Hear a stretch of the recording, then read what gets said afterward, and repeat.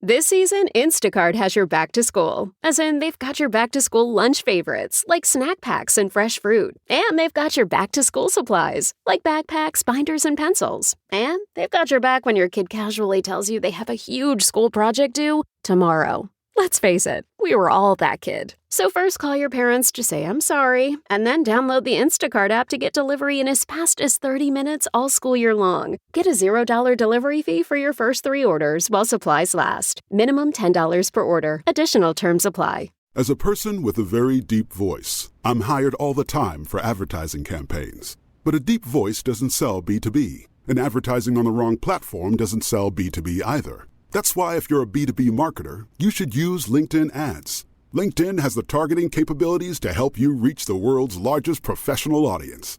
That's right, over 70 million decision makers all in one place. All the big wigs, then medium wigs, also small wigs who are on the path to becoming big wigs. Okay, that's enough about wigs. LinkedIn ads allows you to focus on getting your B2B message to the right people. So, does that mean you should use ads on LinkedIn instead of hiring me, the man with the deepest voice in the world? Yes. Yes, it does. Get started today and see why LinkedIn is the place to be to be. We'll even give you a $100 credit on your next campaign. Go to linkedin.com/results to claim your credit. That's linkedin.com/results. Terms and conditions apply. Acast powers the world's best podcasts. Here's a show that we recommend. What is the briefing room? It's a behind-the-scenes look at how the criminal justice system works and the lives of the people within that system. If you love true crime, well, these are the real people who do the job every day of making sure justice is served. Hi, I'm Detective Dave. I'm Detective Dan. Together, we have decades of experience in local law enforcement, a profession that we think is often misunderstood. So we're going to explore how to do it right, and we won't shy away from when it's done wrong. These are stories you'll hear nowhere else. Unique, frank, and unvarnished. From the team that brought you Small Town Dicks, this is The Briefing Room. Episode 1 drops on August 30th. We'll meet you in the briefing room. Acast helps creators launch, grow, and monetize their podcasts everywhere. Acast.com.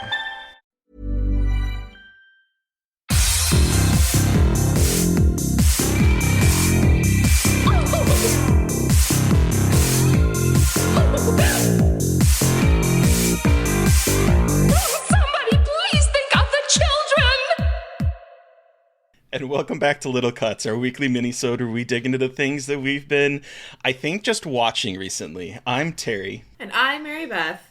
And this week we're talking a wholesome cooking show, the OUTWATERS Extended Universe, a video game adaptation, vampires on a boat, and Chucky is an arsonist. He really is. Boy, I can't wait to talk about Chucky. Really quick, just before we jump into, I just want to say, Skinamarink screening was awesome. Oh, yeah. It was really scary on the big screen. I'd already seen it, but good God. I at one point was like, I was clutching my face like this, and I thought I was going to throw up at one point, and I took a little bit of edibles, and by a little bit, Mary like Beth. a decent amount. I knew what I was doing, but I was transported to a hell world. It was not even 100. Leave me alone. But it was a good, decent chunk, and it was a nightmare, and it was great. I mean, I can imagine. Did other people in the theater, how was the audience? Did they like it? Was there... So I was sitting near, because I did an introduction, so I was, like, sitting in an aisle seat so I could get in and out, and I was, like, I told Steve, I was like, well, now I can see when people walk out, because, like, I was expecting it, and it wasn't out of a judgment thing, because I was just literally curious, because it's a weird fucking movie, and I've heard, like, a lot of people had said there were huge walkouts at their screening, so I was just curious. Only 2 people walked out. And it was it was a sold out 100-person theater. So only 2 people walked out. So I was like, okay, that's pretty good for what this was for Washington D.C. It's not the most, like, artsy town. So I wasn't sure. This is an artsy movie, that is for sure. It's an artsy movie, and I mean, the vibe was so, it was an Alamo. And so the vibe was like, it wasn't just movie theater quiet. It was like no one was breathing quiet. Like everyone was on like pins and needles, like very, like it was so tense. It felt like it was disorienting kind of. And again, like, yes, I was on edibles. We'll take this out with a grain of salt. But like, it was like, you could tell that people were like unsure what was going on. And like the person next to Steve was like scrunched up watching it in his chair, and it seemed like it resonated relatively well. Like it wasn't over and no one went, what the fuck was that? You know what I mean? Like there was no like outrage. And I think again, Alamo's like a night, like it's not, people are like going out for a night at the Alamo, you know what I mean? Like you're going out for dinner and stuff, so it's like a little bit, I think, it's not like teenagers going to go see a movie at the AMC kind of crowd, you know what I mean? Yeah. So, but still. And I do think that of the ways to watch that movie, being in a movie theater, particularly one like Alamo, where you're not allowed to be on your phone, is probably the best way to watch it. Because, I mean, I think it's a movie that you can easily get distracted watching. Oh, 100%. But I also think it's coming to Shudder soon. They haven't announced the date yet, but I think what it does play really well watching it on a laptop with like in the pitch black with noise canceling headphones. Like that's like the second best way to watch it. So, and that's also very scary because you're usually by yourself. So excited for people to experience that. But yeah, it was a good screening. It was cool to watch it on the big screen. Steve, I love him so much, came with me. And like, this is very much a me movie. And he was like, I appreciated what it was doing, but it's not for me. And I was like, you know what? That's very fair. Like, there's parts of it. There's parts of it where he was like, that's too much. Like, that was just too much. Like, it's just unnecessary. But yeah. And I was like, oh, I love that shit. But Steve doesn't like things that are like, you're fucked the whole time. He doesn't like movies where it's like, there's nothing you can do and you're just kind of stuck. And I love that stuff. So it's a little bit challenging. But anyway, that aside, let's talk about a wholesome cooking show completely on the opposite end of that. Oh my god. Yes, absolutely. But, you know, I am in love with this show, and I'm also worried for this show because I've not heard anyone talking about it, and it's on HBO Max, and, well, we know what happens with shows on HBO Max. But it is The Big Brunch. I love The Big Brunch. So you watched it? I've watched 3 episodes. I haven't watched a lot of it, but it's like the best vibe of my entire life. And I love it. I love it so much. It's basically so like, it reminds me, this is the first show that I think has like captured the same kind of cozy feeling of like the Great British Baking Show, where it's like all the contestants seem to like care about each other and want to see everyone do well. And when people leave, it's not like some kind of fake thing. It's like people seem to really care.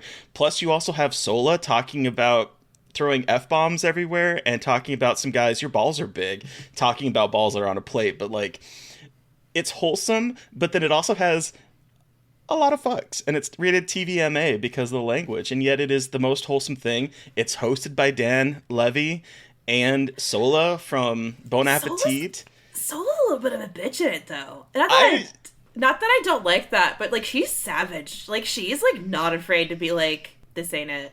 I love it. She is, but there's also like this point where I got to where she's like sitting back and she's like, oh, I like these people now. Fuck. And because it's like getting harder because like once they, you know, get rid of some of the couple people, it's like such a small group. You know, you start to get to know their story and their cooking style and everything. But it's a cooking competition. They're making brunches. They have like an appetizer meal and then a full course. And the judges they have this bartender that is serving the judges alcohol, whatever they want. And so it like has this very like low key feel to it, but it's very cozy. And it reminds me of the Great British Baking Show. And I am absolutely enamored with it. There's, I think 10 episodes. Is it 8 episodes? I think it's 8 episodes. I'm like on episode 6, I think. So I'm getting close to the end of it. I really hope it gets renewed because I'm really, really enjoying it. I love the kitchen and like the restaurant setting they use. It's so cozy. It's like it's very much like cute diner feel, like upscale cute diner feel. And it's just like, again, it's very cozy. It's very like, it's obviously a cooking show, but it doesn't feel as like high stakes, high like go go go. It's right. I don't know. It is really sweet, and Dan Levy is just my favorite. So I love him. And I love Sola. When I didn't know Sola was in it, I was like, ooh, Dan Levy's doing a cooking show. I got to watch this. And then when Sola was on, I went, ah! It's like, Sola! I love her. Oh, now I want brunch. I always want brunch. Brunch is so good. I'm going to brunch this weekend. What's your favorite? We're going to a drag brunch. Oh, fuck yeah. Wait, that reminds me. I'm seeing Shangela on Friday. Anyway. You're seeing Shangela? Yes! I'm very excited. My friend got tickets and she's like, do you want to come? I was like, oh, fuck yeah. Do I want to come? Shangela. Yes. Yeah. Hallelujah. Hallelujah. Anyway, derailed. I am always ready to be derailed with brunch and drag queens. Like, sign me the fuck up. Ugh. Oh, tickets for the Dragula tour for Christmas. That's so cool. That's what Kate was saying in our chat. Oh, that would be so cool. Okay, so the Outwaters Extended Universe? Question mark? So they're Robbie Banfitch, friend of the show, past guest, future guest, friend and colleague, housewife lover. Finally, he has been telling me to watch these two films that are a prequel and a kind of follow-up to his feature film, The Outwaters. And I watched them over the weekend, and I'm so glad I did because they're absolutely incredible. And Robbie is the coolest, and I know that we are friends with Robbie, and it sounds biased, but it really is, like, very incredible, authentic feeling found footage filmmaking. So the first one, so Card Zero is the prequel, kind of, the card that they find in Robbie's apartment after they disappear in the desert in the Outwaters, and it's basically about him and his boyfriend and breaking up with his boyfriend, but then also potentially hinting that when they scouted the location where they filmed the Outwaters, something came back with them. And then there is File VL624, which is like a much more kind of experimental-y. It's like got Skinamarink vibes. Like there's a creepy voice saying things over footage, and it's got a more experimental vibe, but it's like recovered footage from the card, like from the cards, I think. And so basically what Robbie has created is this incredible kind of like extended lore around the Outwaters. And I know that these will be available when the Blu-ray comes out, because they're not available readily available right now, but like they, especially Card Zero, is such like a deeply sad, authentic portrayal of being so in love with someone, but then what happens when they leave you.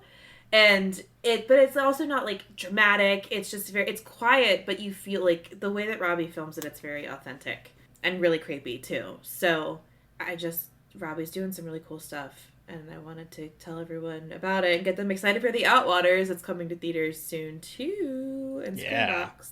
But yeah, those are two things I watched this weekend to kind of like get that full package. And it's really cool what he's making with this world of the Outwaters and like the stuff he's creating that kind of branches off from the movie. There's some really cool shit happening right now in movies. Yeah. I'm really excited for people to be able to see the Outwaters. Yeah. Because I feel like we've been talking about it almost a year. It seems like you've been a year, right? Yeah, because I saw it about a year ago. Because Robbie cold emailed me the Dread Central inbox and was like, hey, will you watch my movie? And I did. And I was like, this is the coolest shit I've ever seen. And now it's going into theaters. I know. I really hope that's playing near me because I want it. This is a movie I really want to see in the movie theater. I'm just jealous of people that have the chance to see it. So I'm hoping that it comes here. I'm hoping that Alamos will do it. Hopefully. I keep checking mine. Yeah, I have been meaning to watch it as well. I was talking with Robbie earlier this week, and I was like, hey, can you send that to me in my email? Because I need to watch it. Yeah, I know. I finally was like, God damn it, I promise. Like, I'm not avoiding you. I just I know. can't remember. I have too many things I have to watch. Seriously. But you also watched a video game adaptation, and I assume I know what this is, and I have not watched it yet, and I don't know why I haven't. I watched the first episode of The Last of Us. I did not request screeners for this one because I don't have time, and I'm covering Servant right now. Oh yeah. So I was like, well, I'm just going to enjoy this and sit down and watch it. I'm a huge fan of the video game. I'm particularly a huger fan of the sequel. This first hour and a half, is an hour and a half episode, was really good. So it follows a similar structure to the video game, where unlike the video game, there's like an opening set in like 1960s with two scientists kind of talking about diseases, and one person's like, I'm not afraid of diseases, I'm afraid of fungus, and the whole audience kind of laughs as they're like interviewing him, and he's like he's bringing up examples of cordyceps and like zombie ants, the stuff that gets in them, causes them to like go kind of dead inside minus their brain, and then they latch onto something, and then it comes out of their head and explodes and infects other people, and talking about, well, what happens if that were to happen with humans. So it kind of gives us a little bit of a setup as to exposition to like what's going to happen, but then it cuts forward to Joel with his daughter, and the sort of the night that shit kind of goes crazy, and then it cuts forward 20 years later, and it follows pretty much the beats of the video game so far, where Joel is like a grumpy older man, I guess I should say, who, he's had a lot of trauma. A lot of people have had a lot of trauma. I can fix him. Please, Pedro, let me fix him.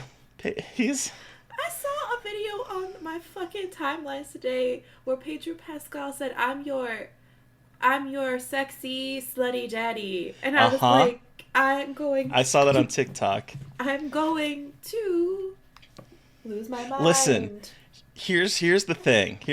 There is, okay. Is it okay if I spoil what happens in the opening minutes? I mean, is it just like the video game? Yeah.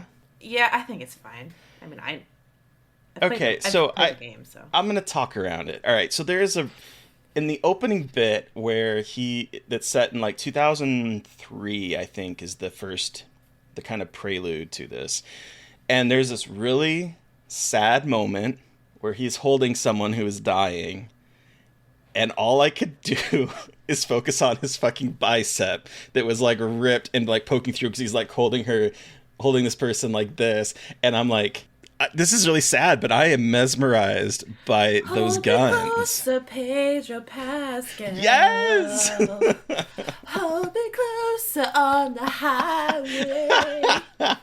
Basically, I couldn't stop. I was like, I'm supposed to be really sad right now, but I cannot take my eyes off these fucking biceps. Like, choke me out. And Purpurina's like, little cuts, thirst for life. And yes, that describes, I think, both of us to a T. Okay, I'm back. So I think I broke Mary Beth with that, but That choked me out just in there. Woo! Anyway. But yeah, so it's a really good start. It's very, it's very, I would say, what's the word? Faithful. It's very faithful to the video game. It's like, what is this word in my head, and why can't I get it out? Very faithful to the video game, but it is definitely giving room for deviations, I would say. I think it's going to be masterful. I'm really excited to continue with this one. Hell yeah. So, cool. HBO Max. I need to watch that. I want to. I just haven't. I have no excuse. Well, when you do, make sure you're paying attention to his biceps in the very sad scene.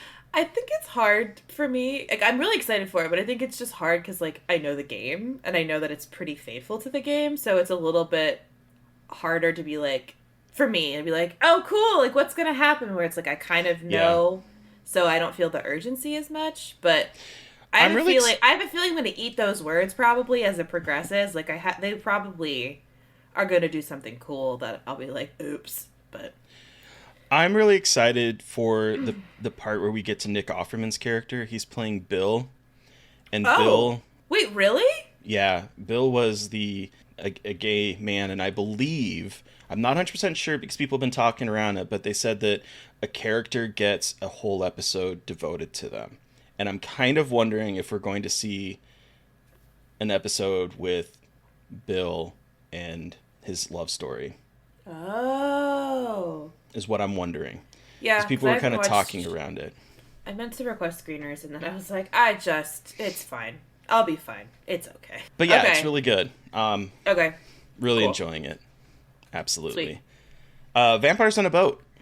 I know what this is. I saw this like a while ago, I think. Okay. So I want to talk about this not just because of the movie, but because of the experience of the entire evening around watching this movie. So this movie is Blood Vessel. It is a 2019, I think so. Vampire movie, but it's like Nazis on a boat and Nazi vampires on a boat. So like, you know, the annoying like horror obsession with having occult Nazis in World War II, even though we're in the almost 2020 at this point with this movie, whatever. But we watched it. So Steve and I went over to our only other friends IRL that like horror. We went to their house to smoke weed, get drunk, eat Chinese food, and watch horror movies. That was literally the agenda of the evening. We do this once every couple of months, and it's the best. So the vibe was, let's find something kind of dumb to watch. And Steve saw it, Blood Vessel on Tubi, and was like, that sounds like something fun to watch with friends when you're drinking. And we were all like, you are correct. And it wasn't great. The script is pretty terrible. The vampires are kind of cool looking, and it feels like a totally different movie. But all I know is that we had a lot of fun watching it because we smoked a lot of weed, and I had 3 old fashions, and eating a lot of Chinese food. Sign me up. It was it was like incredible. Like it was such a good movie for that because it's not like a great movie, but it's fun enough that you're like, cool. This is a fun thing to watch with friends. Like it's entertaining, kind of predictable, but like again, relatively for what it is, and like for what it is, it's not bad. But what follows? We were like, let's change it up. Let's watch something scary. And I was like, oh no. Oh, we want to watch something scary. So I start throwing out suggestions. And we land on The Dark and the Wicked. Why? Mary Beth, why? I'm an agent of chaos. I was like, all right, so this is like one of the scariest movies I've ever seen, like recently. Guide to the Strangers. Like, you guys want to watch it? And they were like, yeah, we do. And it was incredible. They loved it. Steve and our 2 friends, they loved it, but they were like, that's fucked up. I was like, you're welcome. That's a bleak one. Uh-huh. Listen to our Fresh Wounds episode on it. If you're not a patron, you should become one. Listen to our whole almost 2-hour conversation about it. But yeah, the whole night was awesome because then after that we had to watch like YouTube videos of like old like 1990s dating show clips because we were like, and then oh my god, and so you know the line where like, can you smell him? He's rotting. You know that part? Fucking Steve kept saying that like like whisper. He literally like came out of the bathroom and like out of the shower was like, can you smell him at me? And I was like, you are the devil. Amazing. Like, I've seen this movie 3 times and that's but yeah, so that was, I wanted to recount the whole experience because it was very fun. I don't often have people in other friends who are horror people, like IRL friends, so it's nice to be able to hang out with them and like watch scary movies. Because a lot of my friends are babies, and I mean that with so much love, but they're babies. Kate said that that she was disappointed in The Blood Vessel, and I was too when I first saw it. But I do think that you saw it under the most ideal circumstances. Oh yeah, I wouldn't have probably kept watching it if I was watching it like by myself. Steve said if I saw this on the Sci-Fi Channel 10 years ago, I would have been okay. Yeah, I think I saw it from a festival. I can't remember. I think it was Panic Fest or something. It had like a surprisingly decent festival run. I remember like hearing about it, and people were like, it's a horror collective movie. It is a horror collective movie, yeah. That sounds like a fun night. It was a fun night. It was very good. And I was hungover the next day, and I haven't been hungover in a very long time, so worth it. Nothing oh my gosh, McMuffin can't fix. What? Right? When we hang out again, we must drink old fashions together. I love old fashions. Oh yeah, yes, we have to, and then we'll be hungover together, and then we can get breakfast sandwiches the next day. Hell, this is how I think. What can I eat the next day? But let's talk about the next episodes of Chucky that we watched, episodes 3 and 4. Yes. So I forgot how like brisk this show moves. That we're like shit. In episode 3, and we're burning down one of the leads' house. That was iconic scene of Chucky lighting a house on fire full of middle school students who are doing a silent disco in the house, and then he also stabs a child. Brutally murders a child. Middle school student. I knew, like, we had talked about how brutal the show was, and I very much was like saw that with the first 2 episodes, but like no one is safe, and they definitely are like hammering that home. Like, oh no, we'll set an entire house of middle schoolers ablaze and brutally stab one, and you'll like it. Yeah.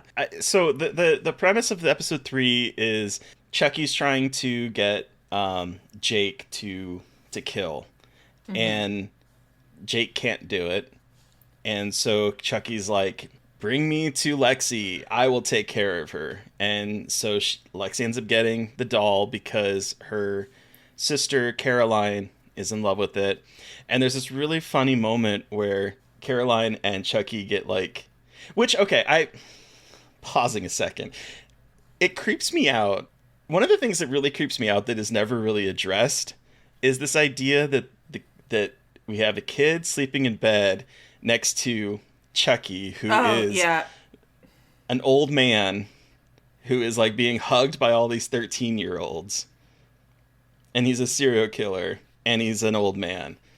Like, there's like a weird dynamic there. I take solace that it seems like he kind of leaves the body when that happens for the most part, and like he doesn't. Yeah, it's gross. It's very weird. And so we have Chucky and Caroline in bed, tucked in very snugly, and he says, "Hey kid, I'm gonna go kill your sister. I wanna come. I'm tired. I'm sleepy. You snooze, you lose." And he goes off to like fucking kill her. I'm gonna kill your sister, wanna come. It's so funny. It's just so funny to me. I think that this show like leans into more, because like I would think back with like Bride of Chucky and Seed of Chucky, there was some dark humor, but a lot of it was a little bit more campy and satirical almost. Whereas like this is like dark, pitch black horror. This kid is like, I'm sleepy and I want to kill my sister. It's like funny, but it's also very fucking dark. Well, yeah, and especially this is a USA sci-fi show too. You know what I mean? Like, this isn't like HBO Max. Like, this is, you know, it's wild for what is created and what they've made with it, which I'm continually impressed by with what they do and how they're pushing boundaries with what you can show on screen, especially because, again, like, these are very explicitly children. Like, these aren't, again, I said this last time, but like, they're kids and played by kids. Like, these are young actors too. Man, I love Jake, but he's a little over the top sometimes with the puppy dog facial expressions. Oh my gosh, he does a lot of face acting. And like, he's a kid, and I feel mean saying that, but like, he definitely, especially in the episode 4, I feel like there's a lot of like pouty lips that's like kind of overwrought, and I'm just like, buddy, tuck it in. Put the lip back. Yeah, no, that is that's a valid criticism, because I thought that the first time I was watching it. By the end of it, I was like, oh my gosh, where's the? Because he does a lot of like. Yeah, especially in the hospital scene, he's just like, and like little like pouty longing faces. It's like But you know what? It's fine. But it was distracting for these ones especially. I was like, good Lord, look, my boy, my man, get it together. Get it together, But kid. I do also love like the love story with them too. Like they are showing like a cute queer love story of like two boys, middle school boys, kind of falling for each other, and it's not like. I think it was in this episode 2, but they did like the 7 Minutes in Hell, and they weren't like, there wasn't like homophobia. Like when they came out of the closet, even if nothing happened, everyone's like, woo, you know what I mean? Like it didn't feel as like gay, which we see in so many other things. So, I mean, I can see why everyone loves the queer representation in this, because it's really sweet. It's incredibly sweet. They're so adorable together. They're so sweet. I just love those actors, and I hate how they're trying to get me to care about Lexi.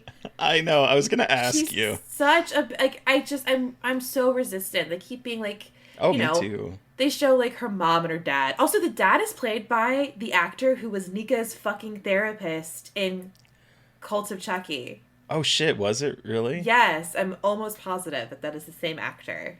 I mean, he does this like he does it a lot. Yeah. With the cop in Curse of Chucky. Yeah. He was also no, I'm sorry. Yeah, no, the cop in Curse of Chucky was also in Cult of Chucky as the patient that has dissociative identity disorder. Yeah. I think is what it's called. Yeah, so he does that a lot, and he will do that with well, I don't want to spoil anything, so. But you know, we see like Lexi's mom is the mayor, and they're never around, and her sister, you know, her sister I think is coded as being neurodivergent. Her like she's you know, she doesn't like being touched. She needs very specific things.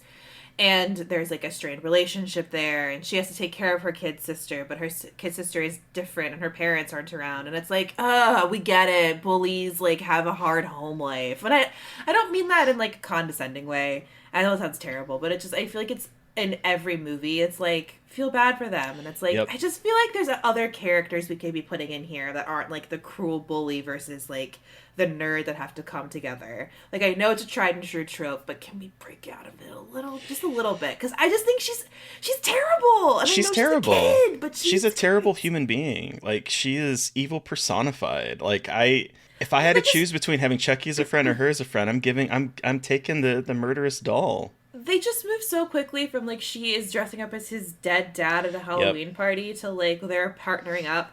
And I understand it's because they are the only two that kind of know that Chucky's alive, because she sees Chucky attacks her, she escapes, and then she realizes, oh, Jake gave me the doll on purpose to kill me. It's so funny. Why is your doll coming after me? Because I told him to. I love that was like a moment that happened though, where it's like.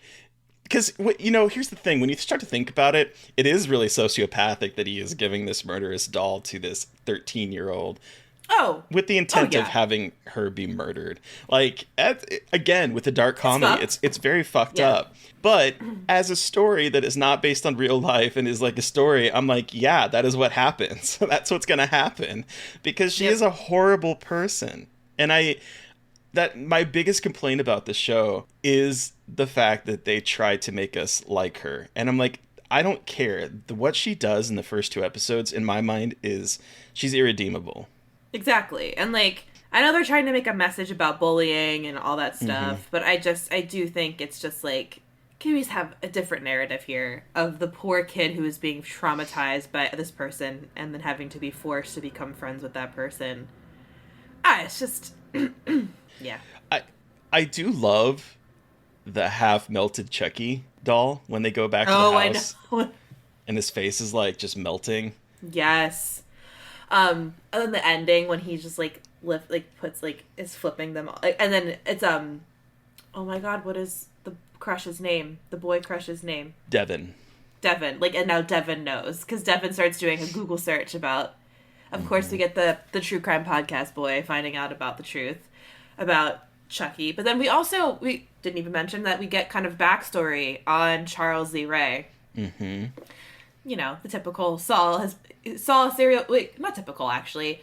Serial killer kills his dad then he gets inspired by the serial killer and kills his mom. Kills his mom. And the serial killer's like, nice work, kid. And then he is like, we see him as like a teenager at a, an orphanage, and being friendly with the kids, and seeming to do well with kids and being a friendly dude in a very hilarious clashing plaid pattern outfit with the pants and the shirt. Absolutely incredible.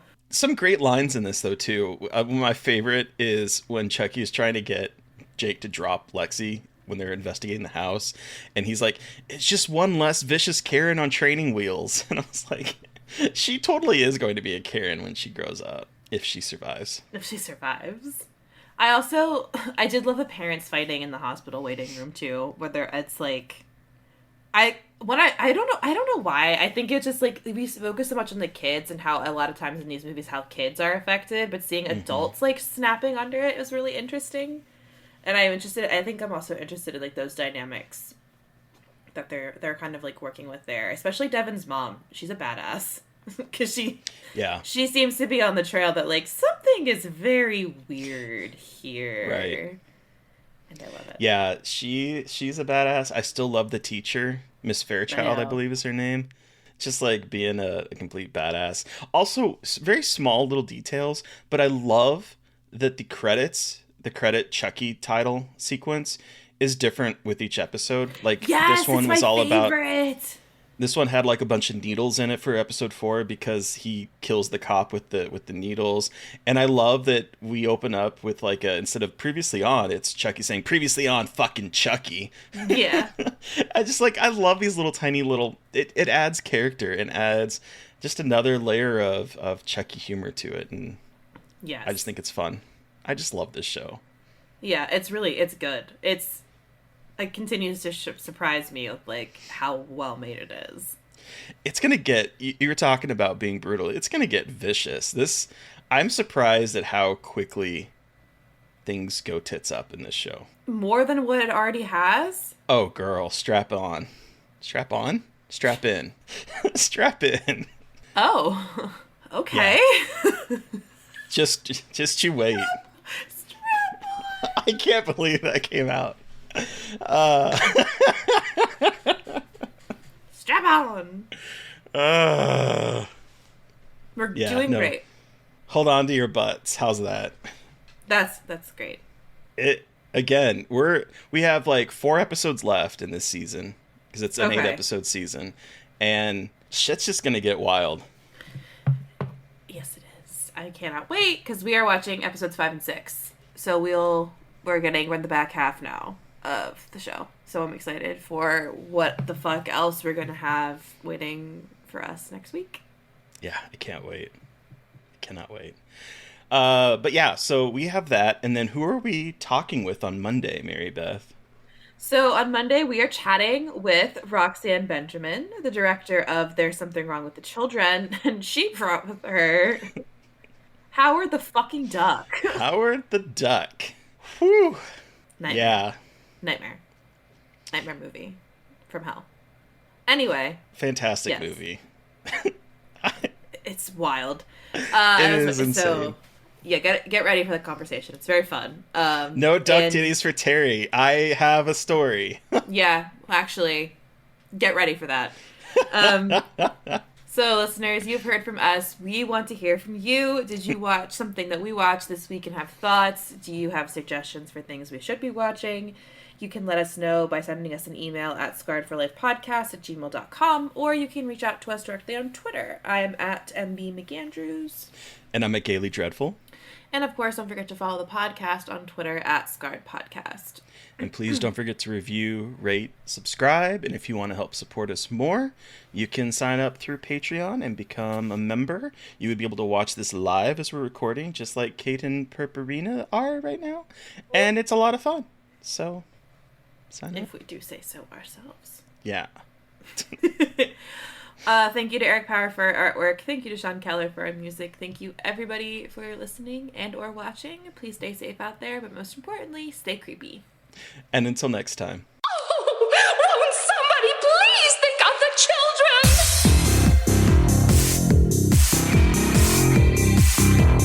Oh.